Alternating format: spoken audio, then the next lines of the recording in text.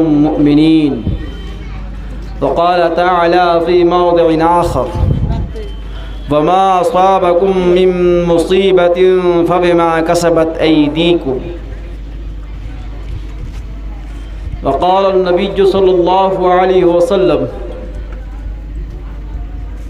ولم ينقضوا عهد الله وعهد رسوله إلا سلط الله عليهم عدوا منهم ويأخذ بعض ما في أيديهم.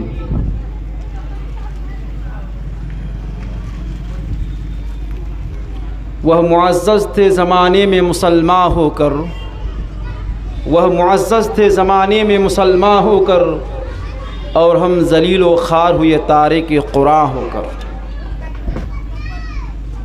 সম্মানিত শ্রদ্ধেয় আজকের এই মহতী সভার সভাপতি মহাশয়, মঞ্চে উপস্থিত ওলামায়ে ইকরাম, রহসপুর গ্রামের চতুর্পাশ থেকে আগত ইসলাম দরদি শ্রোতাবৃন্দ, আমি আমার বক্তব্য প্রারম্ভের পূর্বেই আমার একটি বদ অভ্যাস যে আমি যেখানেই যেই বিষয়ের উপরে আলোচনা করি না কেন, সেই আলোচনার পূর্বে আমার দু চারটা কোয়েশ্চেন্স বা প্রশ্ন থাকে, যেই প্রশ্নের মাধ্যম দিয়ে আমি আমার বক্তব্য আরম্ভ করে থাকি। আমি খুব অপলিত, খুব আনন্দিত আপনাদের এই উপস্থিতি দেখে। যখন সারা পৃথিবী দুনিয়ার পিছনে দৌড়াচ্ছে, সেই মুহূর্তে আপনারা এই একটি মহতী সভায় নিজেদের মূল্যবান সময় বের করে বসার যে একটা সুযোগ এবং সৌভাগ্যতা লাভ করেছেন, এটার জন্যে আমি আপনাদের আন্তরিকভাবে কৃতজ্ঞতা জানাই আর আন্তরিক শুভেচ্ছা জানাই। প্রশ্নটা করি তাহলে। আমার প্রশ্ন এই ডান দিক থেকে বেশি, আর আমার প্রশ্ন শুধু এখানে উপস্থিত নয়, বিশেষ করে আমার প্রশ্নগুলো যারা দোকানে বসে আছেন আর আমার আওয়াজ বা আমার কণ্ঠ তাদের কানে পৌঁছাচ্ছে, সেই সমস্ত ভাইদের জন্য। আচ্ছা, আপনারা উত্তর দেবেন কিন্তু। আচ্ছা, আল্লাহকে আমরা কারা কারা বিশ্বাস করি? একটু হাত দিয়ে ইশারা করবেন। আল্লাহকে কারা কারা বিশ্বাস করি? এমন কেউ আছেন যে আল্লাহকে বিশ্বাস করি না? আছেন কেউ এখানে? আলহামদুলিল্লাহ। আচ্ছা বলেন তো, আল্লাহকে কারা কারা আমরা ভালোবাসি? আছে কেউ? আল্লাহকে ভালোবাসি এমন মানুষ এখানে উপস্থিত আছে? নেই? ভালোবাসার মানুষ নেই? হায় রে দুর্ভাগ্য! মানুষ এইটুকু বলতে যদি এত সংকোচ হয়, এখন যদি কোনো রাজনৈতিক নেতা রাজনৈতিক মঞ্চে আসতো, দুই হাত তুলে একেবারে এমন একটা গর্জন দিত যে পুরো রহসপুরের মানুষ সেই গর্জনে জেগে যেত। কিন্তু যেখানে আল্লাহর প্রেম ভালোবাসার প্রশ্ন আসছে, সেখানে কণ্ঠ তো দূরের কথা, শব্দ তো দূরের কথা, নিজের মুড়ি বা নিজের হাতটাও হিলছে না। আমার মনে আমার বক্তব্য এখান থেকে শুরু করে দিলাম। এই যে দৃশ্য, এই যে মুড়ি হিলানো পর্যন্ত আমাদের যে তৌফিক হচ্ছে না, হাত দিয়ে ইঙ্গিত করে ইশারা করে নিজের যে মনের কথাটা, নিজের সমর্থনটা দেওয়ার যে আমাদের ভাগ্যে জুটছে না, এটা আমার আজকের মূলত বিষয়বস্তু। আজকের বিষয় এটাই। তবুও সেই বিষয় আরম্ভের পূর্বে আবারও রিপিট করছি, যারা সত্যিকারী, আমি জানি যদি যে কথাটা একটু আপনাদেরকে করার জন্য বললাম, আমি জানি আল্লাহর ভালোবাসার টানে আপনারা এখানে এসেছেন, এটাই বাস্তব। তাই যারা আল্লাহর ভালোবাসার টানে এসেছেন, আল্লাহর সাথে ভালোবাসা রাখেন, বিশ্বাস করেন এক আল্লাহ আছে, যে আল্লাহ আমাকে জীবন দিয়েছেন এবং সেই আল্লাহ আমার জীবনকে একদিন নিয়ে নেবেন, এর প্রতি আমরা বিশ্বাসী। তো যে সমস্ত ভাইরা এখানে ওখানে ছিটিয়ে ছড়িয়ে বসে আছেন আল্লাহর ভালোবাসার খাতিরে, যে আল্লাহ আপনাকে এত সুন্দর একটা জীবন দিয়েছেন, যে জীবনটার মেয়াদ যদি দেখি ম্যাক্সিমাম আজকে যদি অ্যাভারেজ দেখতে যাই হয়তো 60 বছর। 60 বছর। আমি যদি বলি, জানি না আপনাদের রহসপুর গ্রামে হয়েছে কিনা, কিন্তু আমাদের মনিরামপুর গ্রামে আমি গত 2 মাসে দেখলাম যে হঠাৎ মৃত্যুর হার বেড়ে গেছে। বাড়েনি? একটা মানুষ চলতে ফিরতে দেখলাম হঠাৎ করে মারা গেল। তার মানে ওই যে হঠাৎ করে মৃত্যুর হার যে বেড়ে যাচ্ছে, জানি না সেই রেজিস্ট্রিতে হয়তো আমার আপনার নামও থাকতে পারে, হয়তো আপনি পরিকল্পনা করেছেন 5 বছরের জন্যে, কিন্তু হঠাৎ কোন মুহূর্তে এসে আপনার সময় শেষ হয়ে যাবে, তারপরে সমস্ত পরিকল্পনা ওখানে স্তব্ধ হয়ে যাবে, আপনার করার আর কিছু থাকবে না। তাই সেই মুহূর্ত আসার আগেই আপনার এই বর্তমান মুহূর্তটাকে, যেই মুহূর্তটা আপনার সামনে উপস্থিত আছে, এটাকে মূল্যবান মনে করে, এটাকে নিজের জীবনের জন্যে সৌভাগ্য মনে করে একটুখানি আপনারা যদি ডান দিকের যে সমস্ত ভাইয়েরা আল্লাহর প্রিয় ভাইয়েরা একটু যদি আপনারা সামনে এসে বসতেন, তাহলে হয়তোবা আপনার এখানে বসাটাই হয়তো আপনার পরবর্তী জীবনের সাফল্যের একটি কারণ হতে পারে। আপনার এখানে বসাটা হতে পারে আপনার সমস্ত জীবনের ভুলের কাফারা হয়ে যেতে পারে। হয়তো আপনার এখানে বসাটা আপনার অতীতের সমস্ত ভুলকে মুছে দেওয়ার কারণ হতে পারে। তাই আপনাদের প্রত্যেকের কাছে করজোড় নিবেদন, হাত জোড় করে নিবেদন করব, এখানে কোনো কষ্ট হবে না, এত সুন্দর ব্যবস্থাপনা দেখুন। কেউ পা দাঁড় করিয়ে, কেউ কোনোভাবে বসে আছেন, এত সসম্মানে ব্যবস্থাপনা করা হয়েছে। একটু সামনে এসে বসুন। আর একটা শেষ প্রশ্ন করেই আমি আমার মূল বক্তব্য দিকে এগিয়ে যাব, কারণ আমার এই প্রশ্নগুলো কিন্তু, সমস্ত প্রশ্নগুলো কিন্তু আমার বক্তব্যের সাথে সম্পৃক্ত। আমার বক্তব্যের যে বিষয়বস্তু তার সাথে সম্পৃক্ত এই সমস্ত প্রশ্নগুলি। আমার লাস্ট প্রশ্ন আপনাদের কাছে, আচ্ছা বলুন, গরম কেমন লাগছে? গরম লাগছে? অনেকেই দেখুন গরমের জন্যে কেউ জামা খুলে বসে আছি, কেউ গরমের কারণে বিভিন্নভাবে শরীরের যে হাব ভাব, শরীরের যে অ্যাক্টিভিটি, এটা প্রকাশ করছে আমাদের ভীষণ গরম লাগছে। আপনাকে প্রশ্ন করছি, যে গরমটা দেখছেন এখন সূর্যের কোনো তাপ নেই, আছে? সূর্যের তাপ আছে? সূর্যের তাপ নেই। খোলা আকাশে বসে আছি, গাছের তলায় বসে আছি, রাত্রি অন্ধকারে বসে আছি, যেখানে সূর্যের তাপ একেবারে ঠান্ডা হয়ে গেছে। সেই মুহূর্তে যদি এই সামান্য গরম যদি সহ্য না করতে পারি, সামান্য এই গরম যদি আমাদের জন্য অসহ্য হয়ে যায়, তাহলে একবার কল্পনা করুন, একবার আপনি কল্পনা করুন সেই মুহূর্তটাকে, যেই মুহূর্তে আপনার মাথা থেকে নিয়ে মাত্র 1 মিল দূরত্বের উপরে সূর্য আপনার মাথার উপরে একেবারে দণ্ডায়মান থাকবে। সেই মুহূর্তে আপনি কি করবেন?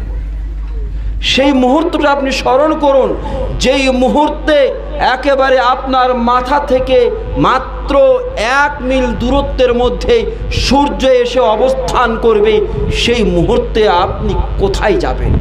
এখন তো হয়তো গরম লাগছে, জামা খুলে দিয়ে একটু হয়তো শান্তি পেয়ে যাবেন। এখন গরম লাগছে, হয়তো লাইন আসতে গেলে পাখার তলে গিয়ে একটু শান্তি পেয়ে যাবেন। সেখানে তো কোনো ব্যবস্থা নেই, কোনো পরিত্রাণের পালানোর কোনো পথ নেই। একমাত্র পথ, যদি আপনাকে যদি সেই সূর্যের যদি সেই তাপিশ থেকে বাঁচাতে পারে, উত্তপ্ত সূর্যের সেই থেকে যদি কেউ বাঁচাতে পারে, একমাত্র আপনার আল্লাহর প্রেম, আল্লাহর ভালোবাসা, আল্লাহর প্রতি আপনার আনুগত্য, এই একটাই জিনিস আপনাকে সেই সূর্যের তাপ থেকে বাঁচাতে পারবে। নচেত পৃথিবীর কোনো শক্তি আপনাকে সেই দিন কোনো পথে পালিয়ে যাওয়ার যে পথ খুঁজেন, কোনো পথ খুঁজে পাবেন না। তাই সেই দিন বাঁচার জন্যে সেই উত্তপ্ত সূর্যের আলো থেকে, সেই উত্তপ্ত সূর্যের ছটা থেকে, নিজের শরীরকে জ্বালানোর থেকে বাঁচানোর জন্য একটুখানি সেই সূর্যের ভয়ে একটু আপনাদের আসার জন্য অনুরোধ করছি, একটু চলে আসুন। আমি আরও বললাম না, তবুও বলছি, আপনি যারা এখানে, আপনারা যারা বসে আছেন, আমরা দিয়াশালায় দেখেছি, দিয়াশালায় মাচিস বলি, আপনারা নিজেরাই পরীক্ষা করে দেখবেন। এখানে দোকানে যারা বসে আছেন, দোকানে হয়তো কারো আগুন জ্বলছে, সেই মাচিসটা জ্বালিয়ে আপনি একবার কতটুকু 1 মিনিট নিজের হাতের তলায় নিয়ে থাকবেন, কথা বুঝতে পারছেন? অনুভব করবেন যে আগুন 1 মিনিট, সামান্য একটা মাচিসের আগুন কতটুকু হয়, সামান্যটুকু মাচিসের আগুন, সেইটুকু হাতের তলায় 1 মিনিট নেওয়ার ক্ষমতা আছে আমাদের? আছে ক্ষমতা? সেইটুকু যদি ক্ষমতা না থাকে, তাহলে সেই জাহান্নাম, যেই জাহান্নামের উত্তাপ পৃথিবীর আগুন থেকে 70 গুণ বেশি, সেই আগুনকে আপনি কি করে সহ্য করবেন? আপনি সব থেকে বাঁচতে পারবেন, আল্লাহর কসম করে বলছি, আপনি মৃত্যু থেকে বাঁচতে পারবেন না। কিন্তু বড় দুঃখের বিষয়, মৃত্যু থেকে বাঁচার চেষ্টা রয়েছে আমাদের সবার, কিন্তু সে আগুন থেকে বাঁচার কারো চেষ্টা নেই। অথচ আপনি আগুন থেকে বাঁচতে পারবেন, কিন্তু আপনি মৃত্যু থেকে বাঁচতে পারবেন না। সবাই মৃত্যু থেকে পলায়ন করতে চাইছি, মৃত্যু থেকে বাঁচবো, এর জন্য সব কিছু দিয়ে দিব, নিজের জমি জায়গা বাড়ি ঘর সবকে বলিদান করে দেব। মৃত্যু আমি চাই না, জীবিত থাকতে চাই, এর জন্য সমস্ত পরিশ্রম করব। কিন্তু সেখান থেকে আমার কোনো পরিত্রাণ নেই, সেখান থেকে কোনো বাঁচাও নেই। কিন্তু যেখান থেকে আমার বাঁচার ক্ষমতা আল্লাহ তাআলা দিয়ে দিয়েছে, যেখান থেকে বাঁচার জন্য আল্লাহ তাআলা পথ দেখিয়ে দিয়েছে, সেখান থেকে বাঁচার জন্য আজও পর্যন্ত কোনো মানুষ সচেষ্ট নয়। তাই সেই বিষয়টি কিনা আজকে আমার আলোচনা। আজ এই জাতির এই যে পতন হয়েছে, আজ আমরা যদি সারা পৃথিবীব্যাপী, আপনি সারা পৃথিবীব্যাপী একটুখানি চক্ষু যদি উঠে তাকান, তাহলে দেখতে পাবেন চতুর্দিকে শুধুমাত্র জ্বলছে দাও দাও করে অশান্তির আগুন। চতুর্দিকে শুধুমাত্র মুসলিম জাতি বিভিন্নভাবে প্রতারিত, লাঞ্ছিত, বঞ্চিত, ঘৃণিত এবং তারা রয়েছে পদদলিত। আজ পৃথিবীর সমস্ত মানুষ যদি এক বাক্যে যদি বলতে চাই, শুধুমাত্র আমি পৃথিবীর কথা ছেড়ে দিলাম, যদি মনিরাম এই রহাসপুর গ্রামে যদি কোনো চায়ের দোকানে গিয়ে দেখেন, যদি কোনো বাংলাতে গিয়ে দেখেন, কোনো বৈঠকে গিয়ে দেখেন, কোনো স্কুলে গিয়ে দেখেন, কোনো মাদ্রাসাতে গিয়ে দেখেন, তাহলে দেখবেন তারা শুধুমাত্র ভারতবর্ষ নয়, বিশ্বের বিভিন্ন কোণাতেই মুসলিম জাতির উপরেই যে নির্যাতন, যেই ধরনের অত্যাচার হচ্ছে, সেই সমস্ত নির্যাতনকে নিয়ে আলোচনা করতে আছে, যে মুসলিমদের বিভিন্নভাবে নির্যাতন করা হচ্ছে। কিন্তু বড় দুঃখজনক বিষয়, আজও পর্যন্ত যারা বিভিন্ন জায়গায় বসে, বিভিন্ন মঞ্চে বসে এই মুসলিম জাতির নির্যাতনের জন্যে বিভিন্নভাবে দুঃখ প্রকাশ করে থাকে, কিন্তু আজও পর্যন্ত নিজের আত্মাকে জিজ্ঞাসা করলো না, আজ মুসলিম জাতি এত লাঞ্ছিত, বঞ্চিত, ঘৃণিত এবং পদদলিত কেন হলো? এই নিয়ে কারোর কোনো মাথা ব্যথা নেই। তাই আজ আপনাদের সম্মুখে আমি আলোচনা করতে চাই যে আজ এই জাতি এত লাঞ্ছিত কেন হলো, এই জাতি এত বঞ্চিত কেন হলো, বিভিন্নভাবে বঞ্চনার শিকার হয়েছে এই জাতি। আপনাকে বেশি কিছু বলবো না, এই জাতির সবচেয়ে বড় বঞ্চনা হচ্ছে, সবচেয়ে বড় বঞ্চনা হচ্ছে এই জাতি খুব সুদূর ভবিষ্যতে নিজের নাগরিকতা পর্যন্ত পাবে কিনা এই মুহূর্ত আমাদের সম্মুখে ঘনিয়ে আসছে। নিজের নাগরিকতাকে পাওয়ার জন্য আমাদের যে লড়াই হবে, সেই লড়াই আমাদের সামনে ঘনিয়ে আসছে। এমন বঞ্চনার সম্মুখীন আমরা হতে যাচ্ছি। তারপরেও মুসলিম জাতি এই ভাবনাতে আসছে না যে এই জাতি আজ এত বঞ্চনার শিকার হচ্ছে কেন। এটাই আমার বিষয়, যে মুসলিম জাতির অধপতনের কারণ কি এবং এখান থেকে বের হওয়ার পথ কি। আজ মুসলিম জাতি কি কি কারণে পতনের সম্মুখীন হয়েছে এবং কি করতে গেলে এই পতন থেকে উত্থান ঘটবে, এই পতন থেকে বেরিয়ে আসতে পারবে, এর সমাধান এবং প্রতিকার এই সম্পর্কে আপনাদের সম্মুখে সংক্ষিপ্তভাবে আলোচনা করব। কিন্তু যে সমস্ত কারণগুলি আমি তুলে ধরব, শুধুমাত্র কারণ অনেক আছে, কিন্তু এক করে যে কারণগুলো তুলে ধরব সেই কারণগুলোই তুলে ধরব যেগুলো আমাদের সমাজের মধ্যে অবস্থান করছে। অর্থাৎ যে সমাজে আমরা বসবাস করছি, এই সমাজে যে সমস্ত কারণগুলি অবস্থান করছে ওই কারণগুলোকেই আপনাদের সম্মুখে তুলে ধরব। যে কারণগুলি আমাদের সমাজে অবস্থান করছে না আপাতত, সেগুলোকে আমি আলোচনা করব। সর্বপ্রথমে আল্লাহ তাবারক ওয়া তাআলা সেই কোরআন আয়াতটির মধ্যে যে আয়াতটিকে আমি আপনাদের সম্মুখে পাঠ করেছিলাম, সেই আয়াতের মধ্যে আল্লাহ তাআলা বলছেন, ওয়ালা তাহিনু ওয়ালা তাহজানু ওয়া আনতুমুল আ'লাউনা ইন কুনতুম মুমিনিন। আল্লাহ তাবারক ওয়া তাআলা বলছেন যে তোমরা মনোহীনতার মধ্যে ভোগো না, ওয়ালা তাহজানু তোমরা চিন্তা করো না, ওয়া আনতুমুল আ'লাউন তোমরাই সর্বসেরা হবে, তোমরাই সর্বোত্তম হবে, তোমরা সর্বোৎকৃষ্ট হবে, তোমরাই সেরা হবে, তোমরাই বিজয় হবে। শর্ত একটা, আল্লাহ তাআলা বলছেন এই জাতিকে সম্বোধন করে। মূলত এই আয়াতটি সাহাবাদের উপরে অবতীর্ণ হয়েছিল, সেটা পরবর্তীতে আসছি। উহুদের যুদ্ধে কোনো এক মুহূর্তকে কেন্দ্র করে এই আয়াতটি অবতীর্ণ হয়েছিল, যেই মুহূর্তে উহুদের যুদ্ধে সাহাবা একরামগণ সামান্য একটা ভুলের কারণে, ছোট্ট একটা ভুলের কারণে 70 জন সাহাবা নিজের জান দিয়ে ক্ষতিপূরণ দিয়েছিলেন। 70 জন সাহাবাকে কয়েদি হতে হয়েছিল, বন্দী হতে হয়েছিল, বন্ধক হতে হয়েছিল। এই 70 জন সাহাবার জীবন এবং 70 জন সাহাবার বন্ধক, এই দুটি ক্ষতি দিয়ে ক্ষতিপূরণ দিতে হয়েছিল সামান্যতম একটি ভুলের কারণে। এবং এমন একটা মুহূর্ত এসেছিল, এমন একটা সময় এসেছিল, যেই সময়ে মুসলমানরা অস্ত্র ধারণ করা ছেড়ে দিয়েছিল, মুসলমানরা পরাজিত হয়ে গেছিল, মুসলমানরা হার মেনে নিয়েছিল, মুসলমানেরা ভেবে নিয়েছিলেন আমরা পরাজিত হয়ে গেছি। এমন এক মুহূর্তে আমি যদি ইতিহাসের কথা বলি তো সেই উহুদের যুদ্ধের কথা বলছি। হযরত উমর বিন খাত্তাব রাদিয়াল্লাহু তাআলা আনহু, যিনার বীরতা সম্পর্কে, যিনার বীর পুরুষ হওয়া সম্পর্কে আমরা সবাই শুনেছি। এমন একজন বীর পুরুষ যিনি কোনো রাস্তায়, মদিনার কোন গলিতে যদি চলতেন তাহলে ইবলিস শয়তান পর্যন্ত সেই গলি ছেড়ে দিত, সেই রাস্তা পরিবর্তন করে নিত।